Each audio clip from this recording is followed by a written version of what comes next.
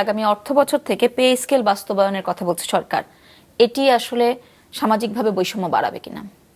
এটা অবশ্যই বৈষম্য বাড়াবে, এতে কোনো সন্দেহ নেই।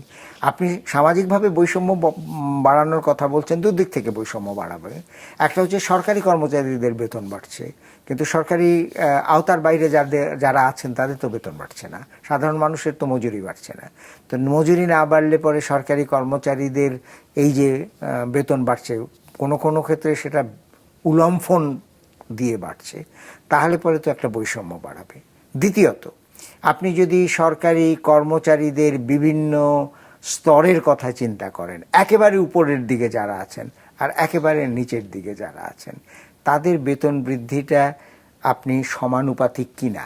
আমি বলছি না যে যিনি নিচের দিকে আছেন তার বেতন 1000 গুণ বেড়ে যাবে, কিন্তু বেতনের বৃদ্ধিটার প্রয়োজনটা ছিল নিচের দিকে যারা আছেন তাদের বেশি, ওপরের দিকে নয়। তো সেটা তো করা হয়নি। তো সুতরাং সরকারি কর্মচারীদের মধ্যেও তো এক ধরনের অসন্তোষ এটা হবেই।